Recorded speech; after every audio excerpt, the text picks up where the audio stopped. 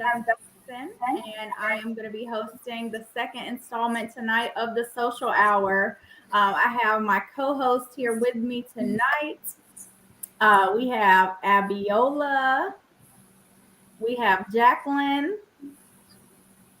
and then we definitely have an amazing panelist tonight, Miss M3, and then we have Stephanie and Hey, Ray. everybody. My bad. And Ray and Queen. Hello, hello. How's everyone doing tonight? Great, thank you. Great. Good. Thanks for I'm asking. Thank y'all again for coming on. How's everyone's weather and everything right now? Where you're at? Girl, I'm in Mississippi, so it could go from summer to fall to winter to spring. Right now, at this present moment, it is winter. Um, so what tomorrow brings? Same. Tennessee right now. I know we got some California ladies as well. How are y'all? I'm jealous. It's Cold. okay. It looks But like you it's said it's starting to rain, though. okay. Might start raining soon. Well, we are going to jump right in tonight.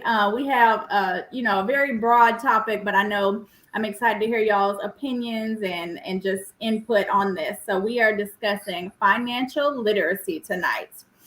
So the very first question I'm just going to do a very quick piece with is who first taught you what about financial literacy, or did you have to learn it independently? So the very first question, I'm going to go ahead and throw this to Miss M3 and Ray, and we're going to get like 30 seconds on the clock. So Miss M3, what about you? First, lessons about money. I learned how to count with pennies from my penny bank, my mom. And then Ray, what about you? Who's the first person, or what's the first lesson you learned about financial literacy? So I would say my mom as well, but honestly, I did learn independently as far as like adulthood and things that you need to be successful with your finances in life. I mean, well, we can get into this later, but I have children, so I had to learn a lot of things about daycare and just everything. But mostly, I learned on my own. Mm-hmm. Well, thank y'all. So the next thing we're going to talk about is just almost like a lightning round. So budgeting 101. So Ray just alluded to this, but as an adult, right, what have you had to do? Who either taught you a life lesson that you'll never forget about budgeting, or what did you have to do independently? So we're just going to do a quick lightning round for everybody, starting with Abiola. What's just your number one budgeting 101 tip for the world? I think for me, budgeting comes in once I know like my major bills are being paid, like my house note, my light bill, my water bill, and all of that. Everything else, is extra that can be saved or go towards my children needs. So that's my primary concern is making sure a roof is over my children's head and all the basic needs are met. Mm-hmm. What about you, Jacquelyn? What's your number one budgeting 101 tip? Well, my first tip, my mother didn't work, but my daddy would give her X amount of dollars for grocery. She was a coupon clipper. Then when she passed away, and I was working for General Motors, but I was still at home because I had a sister 16, 14 years old. So I would use a coupon. So I started doing the X amount of dollars. If I didn't have to spend it all, I would take it and put it in a jar, let it carry on and carry on. And then when it carry over, I would buy I bought fruit, but I would get, things that I know that we like and what my father liked. So that was my first budgeting tip, using coupons. So we got necessities, we got couponing. What about you, Miss M3? I think the first thing that I learned is once you earn money, let it work for you. So in budgeting, you pay your bills first. Don't forget to pay yourself and have more than just a savings account. Mm-hmm. Okay. What about you, Stephanie?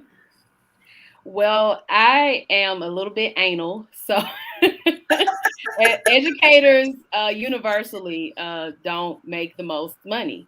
So you have to find ways to be creative with your coins. until the next check comes at the end of the next month. So a lot of educators are in this stretch, right, where they got paid in December, but January has 1,000 days. So for me, what has worked, I have a spreadsheet. And I learned how to use the fields because it will calculate it for you. That's the thing. Right. There are different little ways that you can get it to calculate, what add and subtract, divide, whatever you need it to do. But thankfully, it's just adding and subtracting when it comes to your bank account. And so I would already calculate ahead of time what my expenses were and think about what I would have left and what I wanted to do with what I had left. So plan, and a spreadsheet helps. Yes. All right. What about you, Ray? What's your budgeting 101 tip for the world? So Miss Wells actually touched a little bit on mine. Plan, but I had save. So not only are you planning, but when you plan, like whatever you have left, save it. Do not spend it. And then spend it when you're ready to spend it. That's how I feel about it. But also do not spend more than you have was like my 101. Because I'm thinking about 101 is like, quote, like what would I tell people? Do not spend more than you have, first of all. And then second of all, save whatever you have left. And only spend it like when you need to. Right. Can't go into debt. Okay. Miss Queen, what about you? What's your budgeting 101 tip for the world? Always get on those plans for your bills that like prorate stuff. Meaning like if your heat is more expensive in the winter, you can get on the budgeting one where it balances out. So in the summers you're paying a little bit more, but when the winter comes, your heat is not astronomical. Right. So we learned that the hard way because we had a $300 heating bill one winter, and I was like, oh, hell no. And they told us about the plan. And then after that, our bill was like $75 to $100 in the winter. In the summer, it was about $40 to $50. So, yeah, balanced payment is called. Yes. All right. So the next thing we're going to be discussing is financial literacy a privilege in you all's opinion. So we've been talking about budgeting. We've been talking about just like what the first lessons about money we have learned, but do you feel that financial literacy itself is a privilege? I'm going to go to Stephanie on this one first. Thank you. I think that it is. I have been fortunate enough to be surrounded by resources. And a lot of times people will do it if they know who to connect to ask the right questions beyond just a banker. And so I have been fortunate and blessed because I went to college. I was able to meet people along the way who could give me tips because my mother is a college graduate.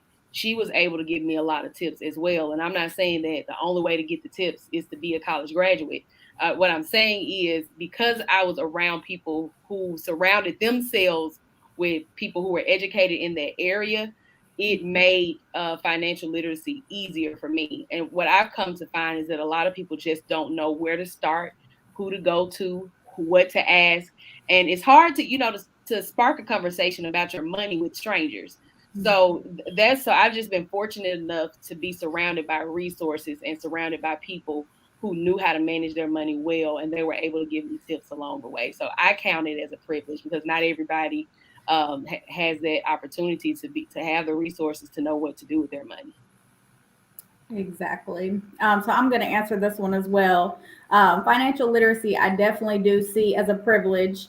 My mom and dad immediately were not that well off, but my dad grew up well off. He tried to do his own thing and, wanted to rebel or whatever you want to call it. So he ran away, or not run away, but he was older. He went from Michigan to Texas, just tried to go as far away as possible.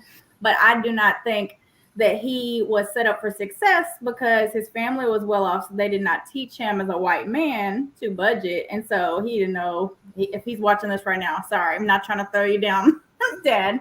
But I did not learn, unfortunately, from him about budgeting. My mom She did, and I think that's because she grew up with a mom who grew up during the Great Depression and had to learn, how to make things with beans and greens and whatever was laying around. And so, rub two pennies together. I know she always taught all the lessons, right, about like what Ray was discussing, right? Do not spend more than you have. What Abiola was saying, right, about never, ever, ever get things that are not necessities until you have paid your bills. That is priority always. And so that's right. I had to learn the hard way, though, like a couple other people said, because I did not have necessarily both parents teaching me the right way. So I had to see from their mistakes, right, and learn. And definitely, I could say, like, as a white lady, right, I can see that I have more privilege as well, beyond the fact that my mom and dad were not wealthy, but because he came from money, he just had other things that, he didn't say to me or that was like expected. But I wasn't formally taught, I guess you could say.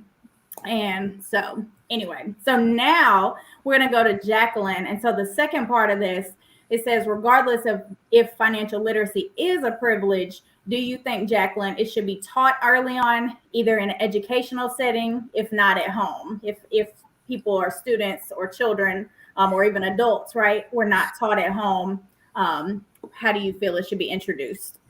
Well, it first started at home with me because my father, he worked for General Motors. He detailed cars and he had a garden. So my mother, she knew how to can. So that's how we didn't have to go to the store a lot. And also, he will always say, if you got anything extra, he says, save it. When I started working for General Motors, then they had the 401k plan. And I signed up for it, but I didn't know what I was doing. Till one day I started talking to this guy who I work with. He told me. I told my dad, I said, Dad, I showed him, how my money was growing. He said, I don't want the folks to know about my business. I said, you got a Social Security number, they know your business. And I finally got him, but it was later on when he was older, but he did start. But when he passed away, he left it to my baby sister. So if, like me, I started my son, and then my son come to me when he started working by the 401k plan. And I said, hey, don't put all your money in the 401k plan. I said, get something on the side. So he did that too. But when I explained to him, he did it with his friend because his dad. I said, I put $85 a week when we was working together in the charter school. I said, I got more money than that. I said, you need to change. He don't want to change.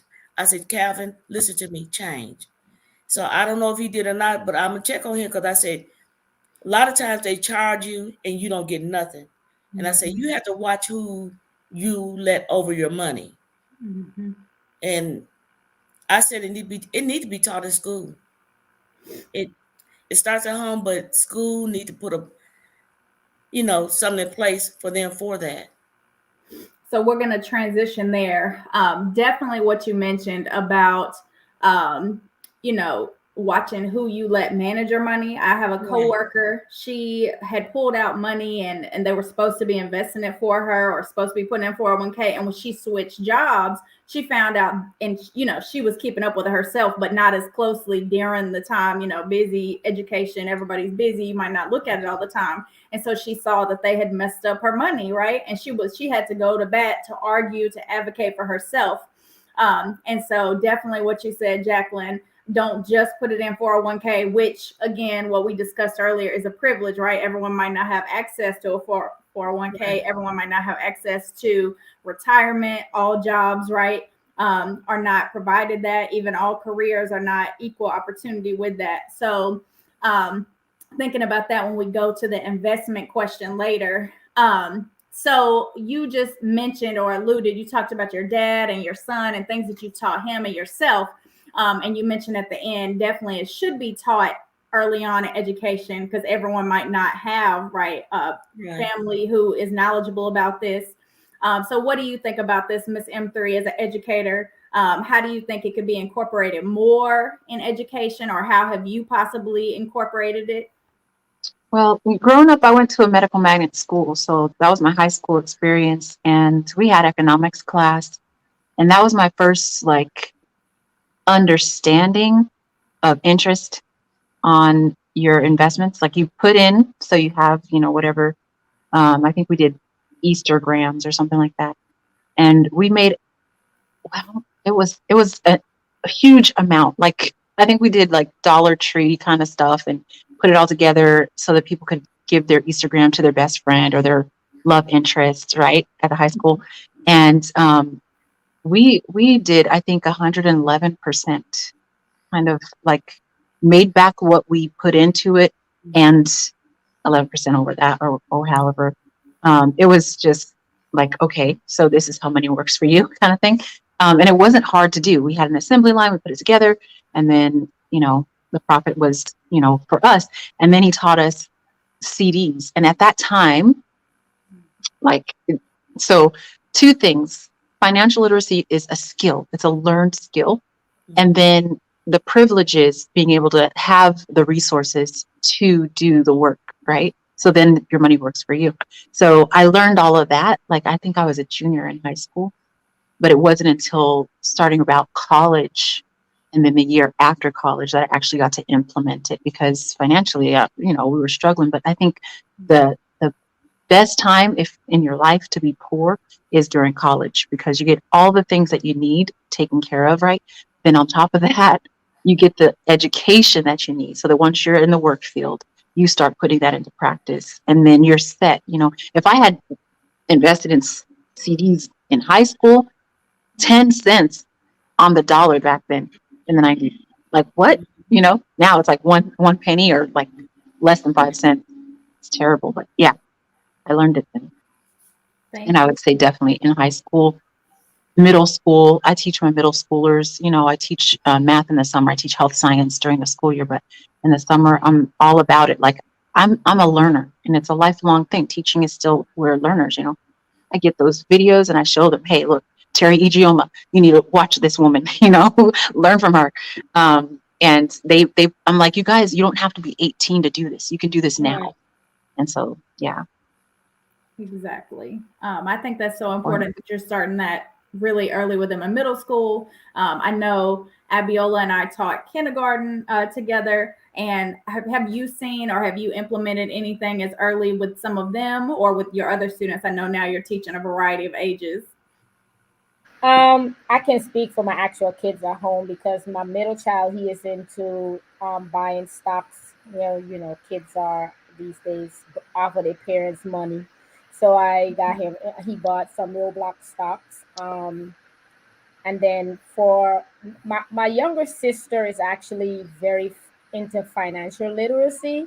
Actually, she got me started, and like the young lady before me just said, if we were investing in CDs, like I had a CD back then, and I thought that was it. When that money got a certain amount, I couldn't wait to pull that money out, not knowing there was taxes involved in paying for the money. And my mom would always say to me, like, "Keep this money, well, I have a Caribbean mother, so she's like, leave the money, like sit there and grow and work for you. I'm like, leave and grow when Express got a sale right now, girl. What is you talking about? And now looking back, like at my mom, and I watched her like in less than 10 years paid off for her house. The worst thing like I've seen them done was got away with checkbooks, like balancing checkbooks, because that was like the best thing ever. Using debit cards and can't track everything. Sometimes you're out there like, I just spent this amount of money and this X amount of money, and you don't have a checkbook to balance it. And like the young lady in the middle of the screen says she has a spreadsheet. Sometimes you can't get to that spreadsheet, but remember having that checkbook, you had this X amount of money. I can use my phone and calculate and subtract this amount. That was the best thing, but getting rid of it, it was the worst thing ever. But for me, I started my personal children at home early. Like my youngest son, he's invested in a 529 plan that can carry over to his kids when he has kids, or if my oldest child have a kid before my youngest, or whatever the case may be. It's money that can be passed down. And then because my youngest is so young, I invested outside of that 529 for him. And like I said, my middle son is into trading stocks. So now we're trying to work on figuring out the NFT. So that's where we at with that right now.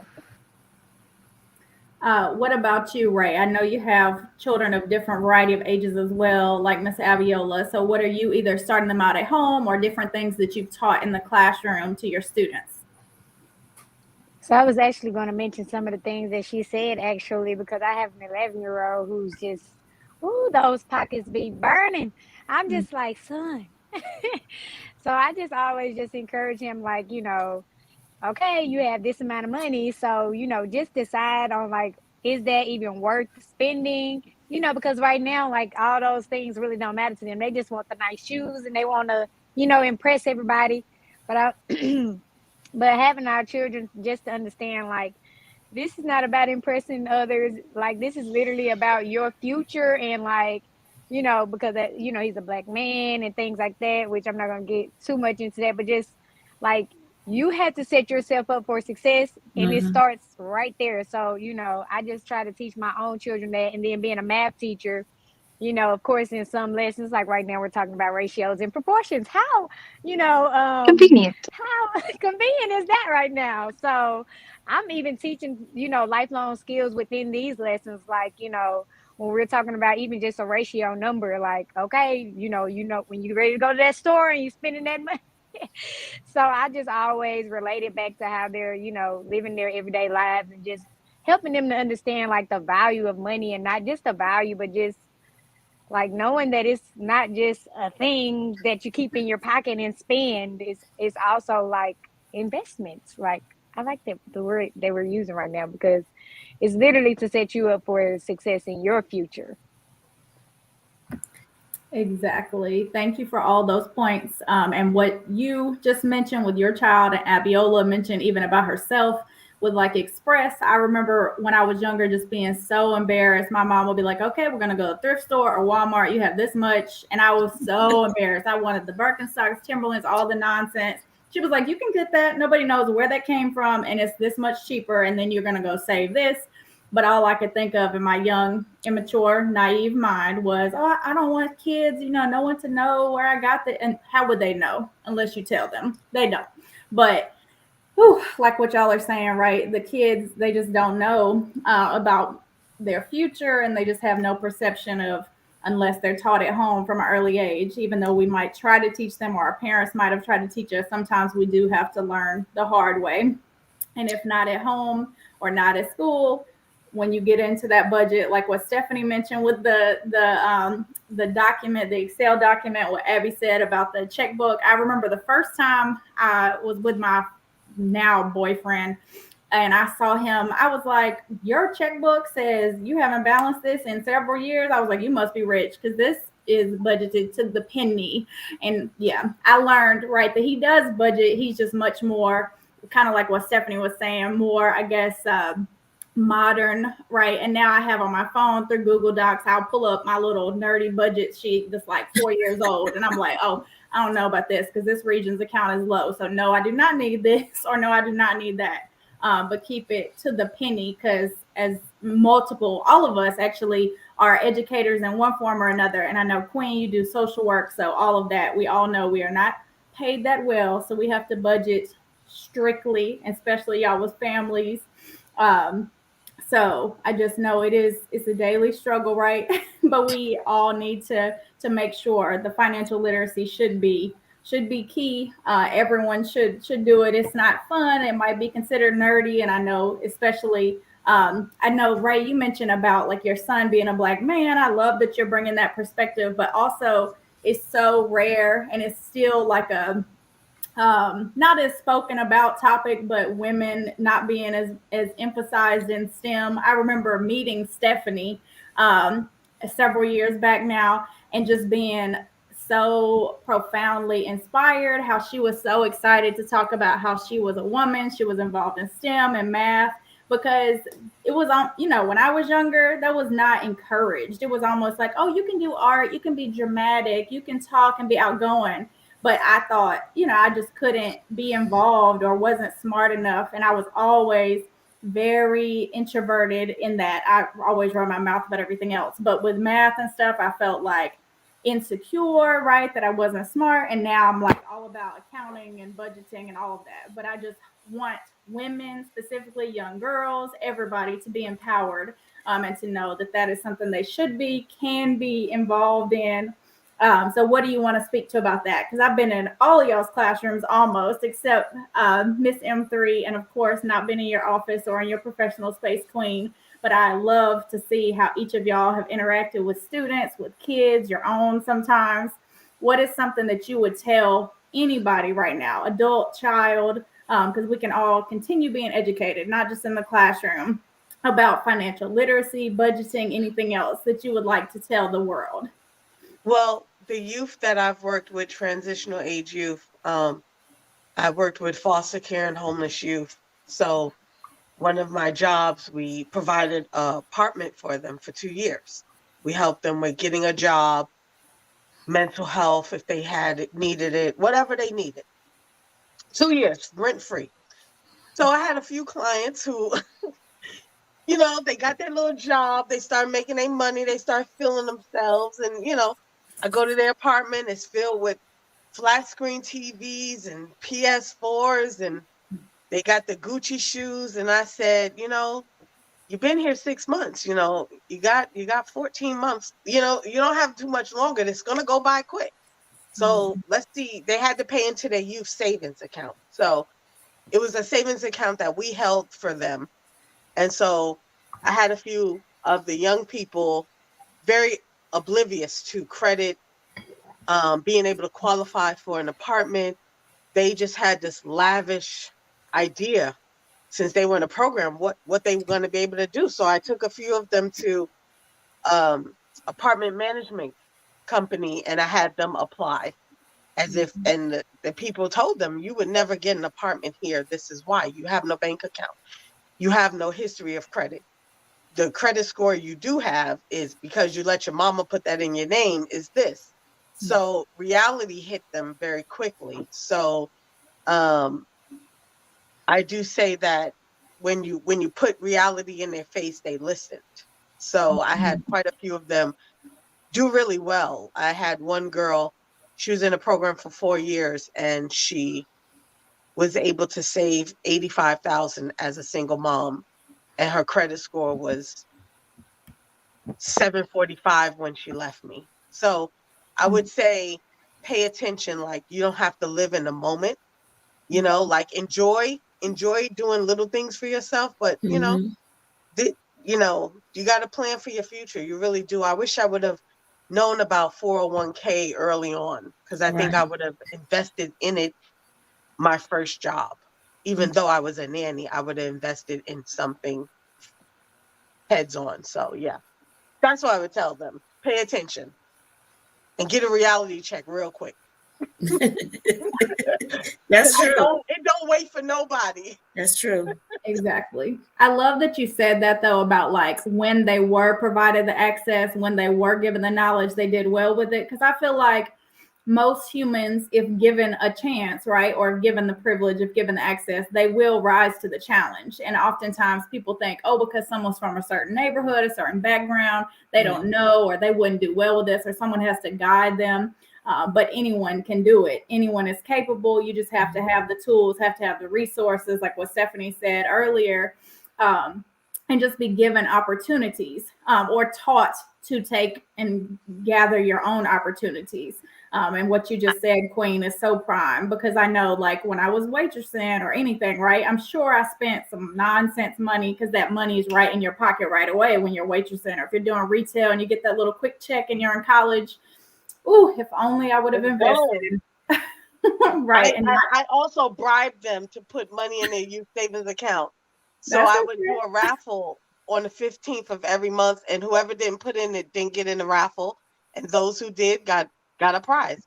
So I also bribed them too. So what were like the age ranges of the individuals that you said, the youth that were living that you were helping 18 to 24-year-old. 18 to 24. Yeah. Okay. Well, I'm still in my 30s and still learning, so it doesn't matter the age, but I was just wondering. You're gonna, no matter what your age is, you're gonna always learn. Exactly. Always learn. It's never too late. But Miss Hanson, I would like to add this. I remember when I was in elementary school, I have two sisters and a brother older than me. Then I had three sisters and a brother under me. And when we was all in school, elementary school, I don't know how this started. We had a bank account, and every week my daddy would give us $2 each to save this. And I would get mad, I said, why do we have to give that school $2? That was our own individual savings account. But when we got older, my father had property that was in the family. He took all that money from all 8 of us and bought that property. And I was so upset. But I am happy today because we still have it. And I'm learning about, I had got a letter, a year ago, where they want to, plant trees on it to log. So I've been talking to some of my brothers and sisters. Some of you can't even get in tune with them. I want my part and I want to do it. I'm going to give it to them. But I'm going to take mine and let them put the trees on there. So logging every 10 years, I'm going to have me some money coming in. So I'm hoping that I live to 80 or 90 to, rejoice on that money. Is this the land that you were saying was in Arkansas, or is that another? Yeah. Land? Mm-hmm. And I forgot which lady it was. When I used to balance my checkbook when I was at work, if I was a penny off, I would go to the bank and I would argue with them. I want my penny in my account, because they would laugh at me at work because they told me I was nerdy. And I said, you know what? Look at how many pennies that somebody don't come in there and tell the bank that they owe. That's millions of dollars that they didn't already capture. You won't get my penny to make $1 million. And sometimes my son say, why are you picking that penny up? I said, they make dimes, quarter nickels, dollars, $100. I just went on with him like that. Somebody throw it down. I said, that's my blessing. I pick it up. I don't walk over it. Have you ever heard that it's like a math riddle? They say, what would you rather have? Double your pennies in hand a day or $1 a day? And then they do the math, and they've proven it. Stanford, everybody. You double your pennies a day, you get 1 penny. The next day you get 2 pennies, then you have 3. It's exponential.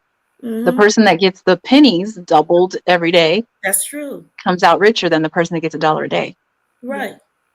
Yeah. I really feel like what Abiola mentioned earlier about the checkbooks and about, we're talking now about coins. I know my mom and dad and boyfriend too, they would always collect coins in their car or wherever. And then I learned early on about rolling coins. I know that's like a lost art that some of these kids nowadays just don't, and having to learn how to count your coins with the old little like cash registers and everything. I feel like that's like just something some of these kids might never know anymore, because it's like debit, credit, and they don't understand that that's actual money, or they might need to, learn about gold bars, things like that. Right. Then you don't spend it as easily, right? Because you know what every cent or every dollar, how hard it took to earn that or whatever. But some of that old school stuff we need to bring back around to make them have a greater appreciation. Right. Okay, so the next thing we're going to talk about is investing. And I know Ray mentioned earlier that was a great word, talking about financial literacy, of course, but just investing in yourself as well. So what is investing, or what is not investing to you? We're going to go to Abiola for this one.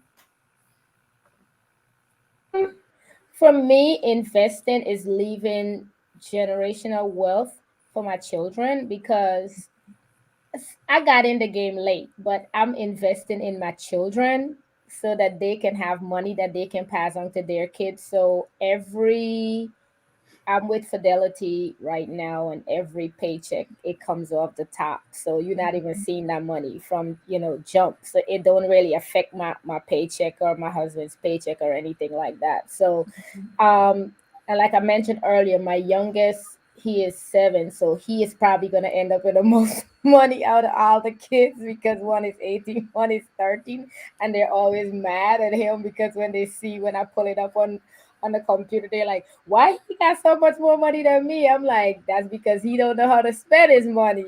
So because the other two always see something they need, or even with their checking account and their saving account, is like they see these numbers and They think it's their money, but it's our money going into their account. But somehow they think it's their money and they think it's okay to spend it. But a little 7-year-old don't understand the concept, so he has a lot more than they do. And even with the investing scenario, he's gonna probably end up with a lot more than the older two, like I stated. But my middle one, he's getting into the whole NFT thing right now because he likes to draw and stuff like that, and he has invested in Roblox. So I'm trying to get my oldest now to like buckle down, and 18 years, they're in college, they just think they're grown at this point, but I gotta get him like sit down, do this. But yeah, investing for us in this family now has become really huge because of my sister and my brother, because they're like across the board, like, yo, we need to leave money for our kids. Our kids can't be like we were, even though we're better off than our parents, and that's the whole objective. We're supposed to be better off than our parents, and our kids are supposed to be better off than us. And that's how we look at it and going down for the generation. So investing in our family is huge. Like every paycheck, money comes out. We got to invest. We got to buy something. And I would advise parents to, if their kids are not really into investing, buy them the actual stock um, card that they can see, because a lot of times we have visual kids. If they can't see it, they don't know they have it. So I've read up on it online, and they're saying, buy one stock, one share in a company, and let them send it to to you so that the kids can actually see it, frame it, and put it on their wall and say, well, I own stock in PlayStation, I own stock in Nike. They play PlayStation, they wear Nike. Invest in those companies, and that's what I do. So they don't visually see it because my kids can see it online. But some kids are visual. If they can see it, they know, like, I don't need to spend this $20 on McDonald's right now. I can give it to my mom or my dad and let them put it in their account and let them pull it out. So that would be something I would advise parents to do as well. Exactly. We have a question in the chat. Oh, let's check it out. Thank you. So, how do you diversify your investment portfolio? Thank you so much for that question. That's literally what I was going to say just a second ago. I had never even heard of diversifying or splitting stocks or anything like that when I was younger. And my boyfriend now, he's the one that taught me all about that. Like I mentioned earlier, I learned some stuff from my mom, but my dad was not as big into that. So you can have investments that your work has provided for you, like we've been alluding to or talking about earlier with your 401k, or you can just make investments yourself. But when you diversify your actual investment portfolio, that literally just means that you are splitting how you want the money to be invested in different companies, like what Abiola was just talking about at Nike. I know my boyfriend, when he worked at a theater, and we were both just managers there, but it was a big Southeastern company. And I think when they split or sold it, they gave him a little bit of stock in something, and he diversified the portfolio and bought like some Disney, bought all these different things. And of course, some of them lose, some of them gain. It is a risk that you're taking oftentimes when you invest in companies because they can fail, right? We've seen that horrifically over the past 2 years during the pandemic, but they can also exponentially just blow up, right? And then you are gaining all of that wealth, and sometimes generational. If you don't have children, right, gain it for yourself, give it to charity, something somehow. I think sometimes what I was saying earlier about the old school ways are good to balance your checkbook, to have to roll coins, to have to really see things like what Abiola was just saying a moment ago, to actually show children physically something. And I've seen that really well play out lately on social media. Have y'all seen those commercials, the advertisements Megan Thee Stallion is doing? I love that she's a younger voice, and she's telling younger people, right? She's like, even if you don't know about this, you can invest as little as $1 through Cash App. And so I love that she's teaching people that early on, and she's a, fun influence, but obviously she's also now a HBCU graduate, and she's an awesome rapper. So, but I've also seen, like, on social media lately, there was a really cool thing. It was like for kids, for parents to give a debit card for their like allowance, and it was really cute, but it could get kids pumped up about it. I know you say no, Abiola, but it might get some kids really invested if they could actually see, like, oh, if I'm doing chores, if I'm taking out the trash, if I'm doing this, I can physically right away see the fruits of my labor. Sometimes, you had to do it old school piggy bank style, whatever, before, or go take it to the bank. My kids are at the house just doing Uber Eats and all of that with their debit cards. No, ma'am. No. Maybe it can have a parent control. I don't know, till they're old enough to manage. I see a couple more comments. Someone said, "Is this always a woman panel?" No, it is not. We have you. Anyone is welcome. Anyone of all backgrounds, all genders. So it just happens to be we have lovely ladies tonight. And It's called we're it's always called Green welcoming Light. men to come on. Green Light debit card. That's the one for the kids, and it's an app for kids. Thank and you, teens. Queen. Someone else also said, Mr. I don't want to mispronounce. It says Nimhard. It says, I diversify by sector, and to get a salary, I use my dividend paying stocks. Do you want to talk to that a little bit more? You can definitely come in. If you want to come into the panel, you're welcome. We can drop that in the chat. So I'd love to hear more about that, hear from different people's expertise that I might not be familiar with. Thank you, M3. So you're welcome to come in if you would like. Mr. Nemhard, Simon, anybody. Gentlemen are always welcome, all genders. It's all love here. So we'll wait and see if they come in. Thank you for sharing that link with them to the StreamYard. Okay. I do want to say, I have a story. I did learn budgeting money early from my sister, who's 2 years older than me. I have 5 siblings. And so we would all get the same amount of money to go school shopping. And so she would take me with her and she would go. I was like, why are you in the kids section? Because we were, small, we were short. And she was like, you buy the kids sneakers, you save in more than half, and you have all this money left over. So we will always go buy kids sneakers. Even to this day, I can fit kids sneakers. Yep. Because my foot is small. So I learned how to budget from her first and foremost. Exactly. I love that you shared that anecdote. Another thing I was going to say, I used to work at a shoe store and I definitely can also fit the kids. But another thing, unfortunately for us, we're not saying anything bad about you gentlemen, because I know some people were saying this is a lady stream, but just how they market to women, they charge more for our stuff. Everything, not just talking about women's products with tampons and makeup, but clothing, everything. The other day, we went to this clearance sale at Lee just to get blue jeans, and we both got the same amount of items, and his was like $19 and mine was $50, and they were all on clearance. But the women's are marketed and more expensive than men, so you can also buy men's clothing, right?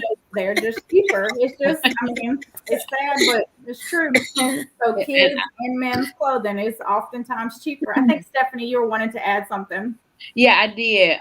So because as we've been talking about the how the money can grow and mature, I wanted to add in that in the mathematical standards, naturally money matters are naturally invested in the standards, nested in the standards, I should say. It just depends on how the teacher presents it. But things about how to manage and maintain a bank account, those are literally state test question items. And learning about interest, that's first introduced in 7th grade. We're talking about compound interest. Now, I'm not sure if students take it seriously at that age, but there are things within the standards from kindergarten all the way up that can train and prepare children to be financially literate. The challenge that I have seen is that they can go to school and learn all these things. However, it's up to families to reinforce it. Educators can only do so much in 10 months. We have them for those 10 months, and then the rest of their lives, they are influenced by their environment. And they are no longer in our block for 50 minutes or 90 minutes or 60 minutes, however, they go back to their house, they go back to their families, and that is where it's either reinforced or is lost.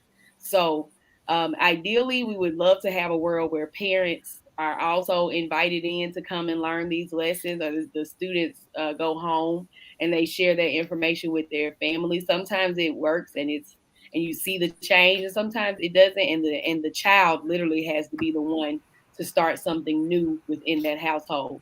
So all we can do is just continue to teach this generation, and hopefully they can influence the next, and they can influence the next, and hopefully it'll just be a domino effect. So that's what we would like to see happen. Thank you. Thank you, M3, for telling us we do have a guest, and I hope I have not been mispronouncing your name the entire time. Is it Mr. Nimhard? That is correct. You pronounce it perfectly.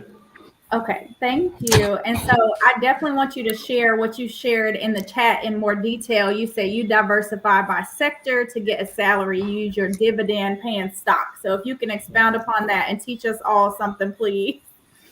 Definitely. So I'm actually really new to this as well, and so one of the things, because I am basically just getting into it, so I have been doing a lot of research, so I'm now basically getting my stuff together. And one of the decisions I've made is that, it's good to basically have something that pays month over month. So therefore, I basically, the base of my investments will be stocks that pay dividend. So you have income coming in month over month. So slowly you can basically stop depending on your 9 to 5 per se, or you can reinvest these monies back into stocks. And to basically nullify any kind of drastic moves in the market, what you want to do is diversify. For example, in the housing sector, in production, in let's say food, so you want to find stocks that basically cover as much of the spectrum as you can. Some technology, communications, so you want to have basically stocks in as many sectors as possible. Because if at some point, for example, a couple of years ago, you had the housing market that made a huge slump. So people who have had all of their investment there would have taken a big loss. Whereas communication and foods, and even medicine now, is on an up and up. So if you have investments there, you can be losing in one sector and gaining in the other sector. So one basically nullifies the other. So it's about basically spreading out to ensure you do not lose everything in one fell swoop, basically. Yeah, so that's basically how I am. That's basically how I am getting into it. Don't know if you'd have picked up on the accent by now, but I am calling in from Jamaica. But we have more. I knew it. I knew it because I'm Guyanese, so I can pick up an accent real quick. Okay, good. So your ultimate goal then, Mr. Nimhard, thank you so much for sharing your knowledge. And I know you said you're just starting, but some people may have never heard of that before. So thank you for sharing that. Is your ultimate goal to have passive income and what you mentioned to stop your 9 to 5, or is that just like a dream right now? So I would, okay, so I haven't, for now, it's just a dream. And this is because I'm just starting out. But in the long run, you would like to have the option. Let's say 10, 15 years on the line, you can have the option of foregoing your 9 to 5, because the way I am doing my calculations, if my monthly dividends at any point can equate to half of my salary presently, I mean, because if you can live on salary, you can pay your bills, you are budgeting properly, and you're reallocating your funds the way you should, then if you have something that gives you half of your income, then you can basically stay at home, spend more time with your kids, and teach your kids what you have learned. Because you mentioned earlier about building generational wealth. Many of us, especially in third world countries, we're not coming from a space where we would have had that foundation laid for us. So now that we have been given an opportunity and we're taking advantage of this opportunity, I believe it is up to us to build the foundation that we never had. And an important thing as well is teaching your kids now. I got some really good feedback from you guys just now as a with regard to how to introduce your kids into investing. You know, I got many good ideas from you just now. You know, buying stocks for doing chores and that kind of stuff. Showing them where the money is going and saying, "For okay, you like play the PS3, but you have shares in PlayStation. You own a part of PlayStation. You know, so that kind of way of encouraging them. So I'm getting a great value so far from watching the stream. So I mean, thank you so much. Well, thank you so much for coming on. I know we have another guest as well. I think it's Simon. Thank you for coming on as well. I was going to mention, based off what Mr. Nimhard said, and definitely like what your dream that you mentioned and what you're wanting to teach your children can definitely be reality. I know my boyfriend, I get so jealous and annoyed with him sometimes, as some of y'all know, because I gripe about him. But he definitely has done what Mr. Nimhard's dream was over the course of maybe like 8 or 10 years. He literally replaced his entire 9-to-5 job, and it's all about diversifying those investments. So Right. whew, it hits hard sometimes when I have to go out in the storm or the work or the teaching. But he started out early, and I mean, his family taught him to save, but they weren't, as big into investment. So he definitely taught himself that and made that dream a reality. So you definitely can do it, and you definitely can start, like what Abiola said, very late too, as an adult, and it can happen. All right, Simon, thank you for coming on. Did you want to share anything in particular, or you just wanted to join us tonight? Yeah, I mean, I had my own thoughts, but now that you posed that question, you confused me. But yeah, no, privilege to be on the panel with all you guys, girls. Appreciate it. I think the whole thing with like financial literacy is one of these things that is very underestimated. It's like it's very no one likes it, like really, like we do this stuff, and we like to sort of try and own our square. What we find is when we get in that pickle, it's not that straightforward. So like to I total respect to the guy that came before me with the advanced sort of phase of this. But the thing is like most people just struggle with budgeting. Yeah. Just pulling up a spreadsheet and working out your day-to-day sort of stuff, like your rent, your bills, your income, and maybe like what you've got left over. You might need to get your hair done, you might need to go to the barbers, you might need to, you might just have one of those days where you can't cook, and you need to go to a takeaway or something like that. So sometimes, like, I think just going back to the basics, and just appreciating that we are humans. Like we live in a very fast forward world at the moment.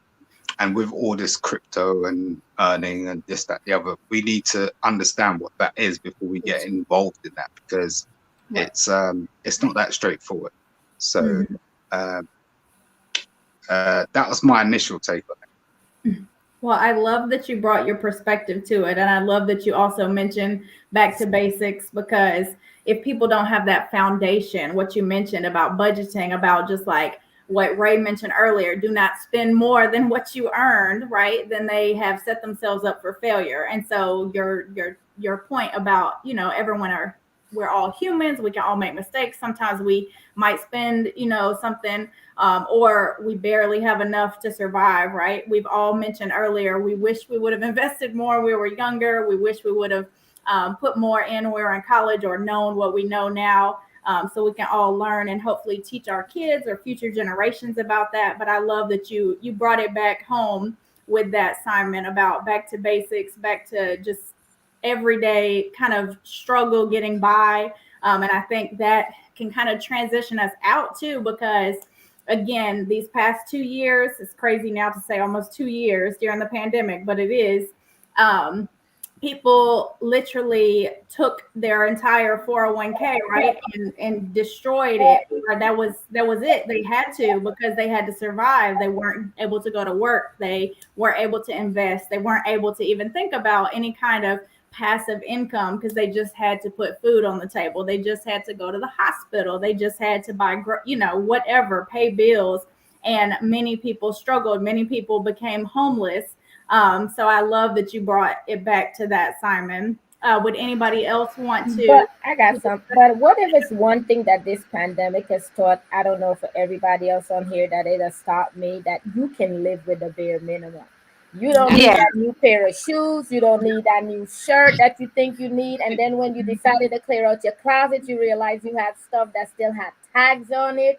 You Yep. had shoes in boxes. So if nothing else, this pandemic has taught me to save a lot more, because I watched my account went up way more than it would have if I was going to school and going to work every day, because for that whole year we were teaching from home.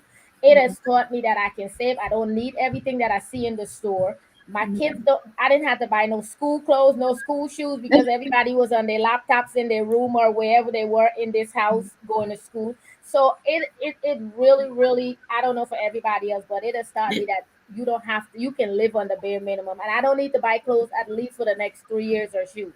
Period. Exactly. I love that.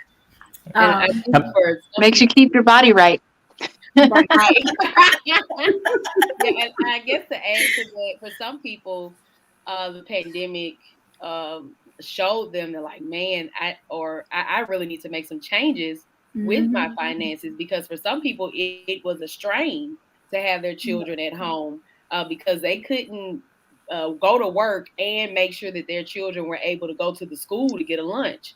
So these families went from being prepared to only do a meal or two a day to they had to do 3 plus snacks plus, whatever. And even though they may have saved money from not having to buy uniforms, they had to spend money in other ways. And then if you did gain weight, then you still had to go back out, things open back up to buy new clothes and to buy new things. And you had to get your appearance together. So, like was mentioned earlier, going to get your hair done or going to the barbershop because you didn't want to go back to work and you look unkept. So it was one of those odd spaces where some people, it was like, oh man, I'm able to really, really save and get ahead. And for some people, it was a strain. And so living in both of those spaces, again, just having the knowledge and the resources of how can I take what I have and maximize that. It was a lot for all of us to learn. And so I didn't want to negate the experience of the people that, even with the stimulus check, some people still were struggling. And so I hope that whoever is watching, if you were in that space, that you were able to find some tips. I mean, we talked about the coupons. We talked about, okay, if you can't do a spreadsheet, then use a checkbook. You grab a sheet of paper, add and subtract, because that's, again, back to the basics. If you know how to add and subtract decimals, then you can balance a checkbook. If you know how to multiply, you can make your money grow, because that's what it all goes back to, those basic things. And finding someone that you can trust. And there are women here. I hope at some point we get to share like ways that they can connect with us if they want to continue the conversation further or want to receive some extra help. Because I didn't want to start with talking about resources and not making myself accessible as well. So definitely. And another thing as well, to piggyback off of you, it don't take a lot to invest. It don't take a lot. You can start with the mere minimum. It's just getting that in there so you Start can with set that up your penny. kids for success. So just, some people feel like they have to have $1,500 to start because that's what they're hearing about. But you can have the bare minimum. And if you have a 401k at your job, they match it. People out there, even if it's 5%, you put in whatever your company is going to match it. So you are letting free money go to waste if you are not putting money into your 401k. So if anybody is listening out there, you got a 401k at your job, please put in something in there so it can be matched. Also, to invest in the stock market, you don't need a whole lot. You can go open a Fidelity account and start there with $20, any amount of money that you have that is that you have outside of whatever your bills are.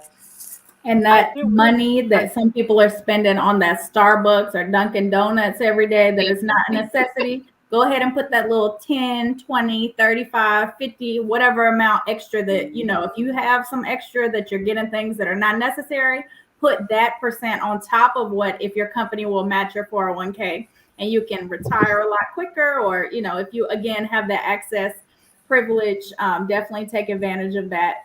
So Stephanie, oh, I did want to add, I'm sorry, I like how you touched on both sides of the pandemic, because I had several clients who couldn't afford to stay at home. Their job said, if you come to work or you're fired. So they had to choose, because they got 3 kids, they got to choose to go home because their job wasn't offering them daycare money, or there was no other support system, so they had to quit their jobs. So they had to be at home with the kids, homeschooling, and trying to figure out something else. So the resources that we were trying to work with is like, okay, well, then you can help out at the food bank. I'll drop you groceries off. Okay, you can do this, and you get free or low cost internet, because you are now in a different tax bracket. So it was hard. It was hard for a lot of families. My current job is homeless. I work at a homeless navigation place, and so a lot of them are on the street living in their Chryslers and their Audis. Like, they got nice cars, but they're homeless living in their cars now because of the pandemic. They couldn't afford the rent, or they lost their jobs. So it's very it's intense. It's intense, especially out here. I see it every day, but yeah.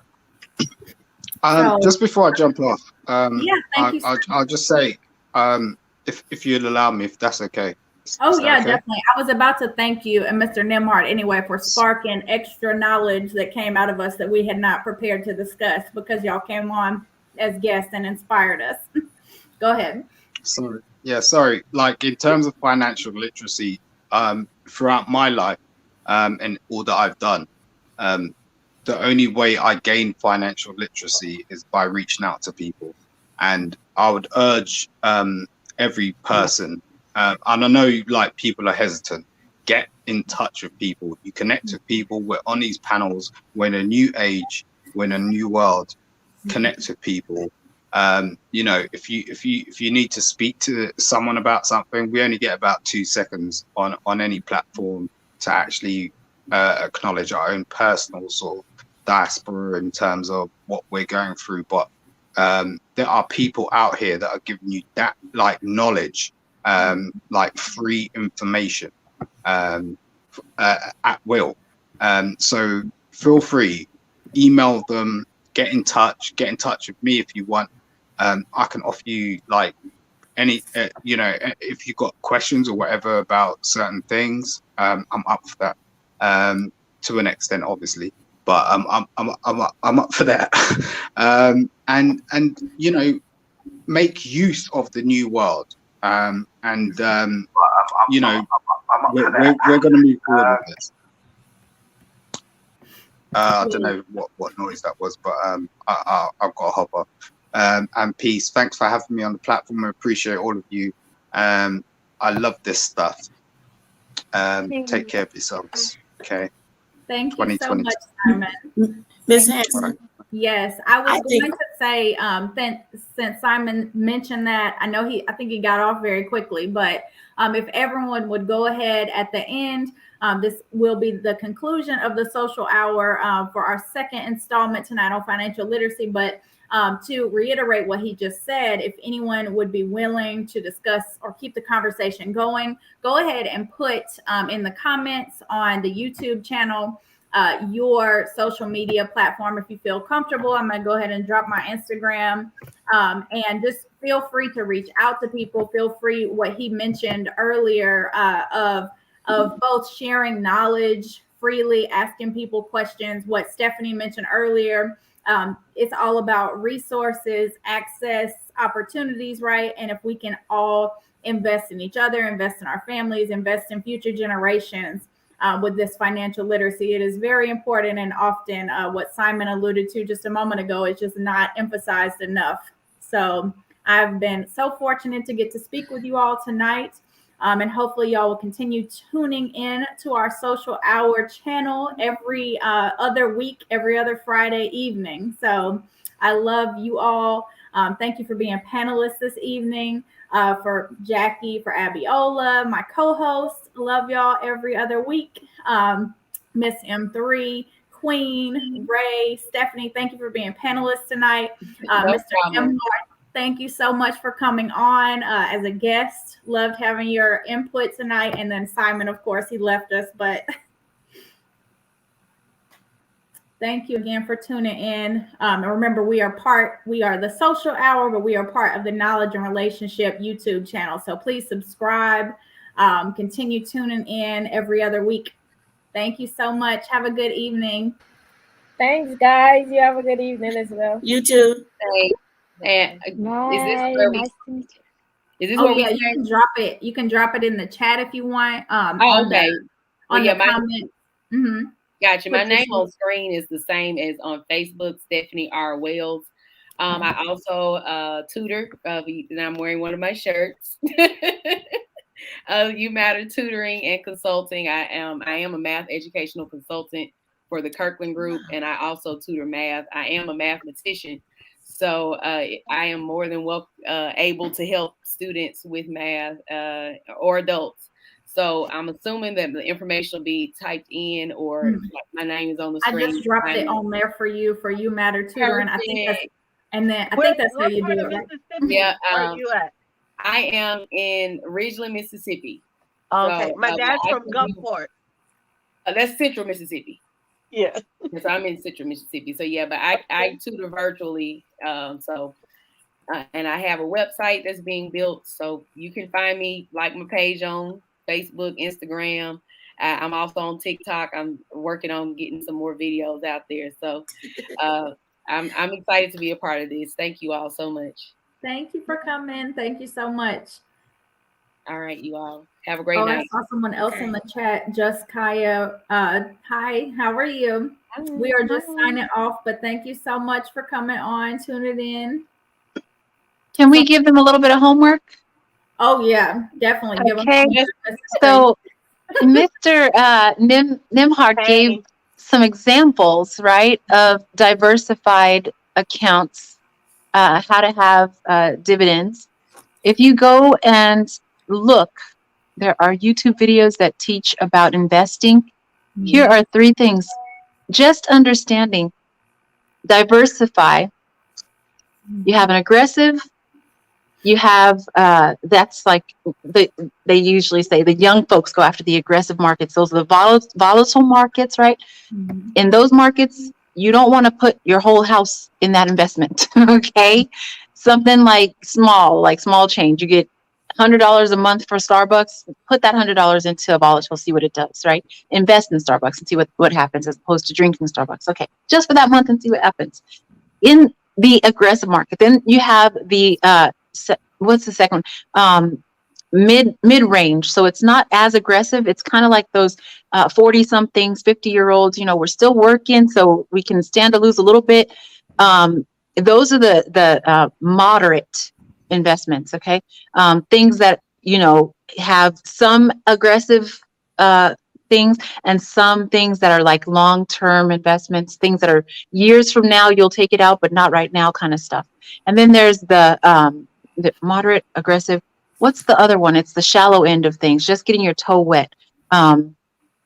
Savings account is one of those, okay?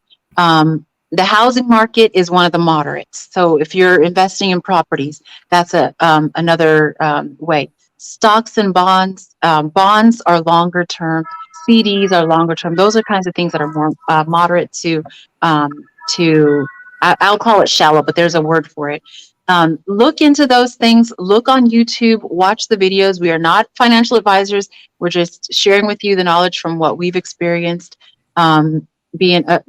Coming from college student, 5 credit cards maxed out before I was a senior. Wow. And then I didn't have credit cards for like 15 years. I didn't want them, got rid of debt, got rid of all of that. These are things to know. And as you're going through life, your ceiling should be the next generation's floor. Like, help them, build them up, and teach them how to do these things. So thank you so much for having us on the panel. I appreciate you. Thank you, Jessica. Thank you. All right. Miss Hanson. Yes, ma'am. I really think we should continue this the next time we're on here, because I have some things I can share. I would like to share. Oh yeah, you can definitely put your social media, your Facebook. I'll put it in the comments. Okay. Jacquelyn. Okay. JACQUE LYN. Williams Facebook. It's put my middle and, because then it'll come up with me and my son picture on it.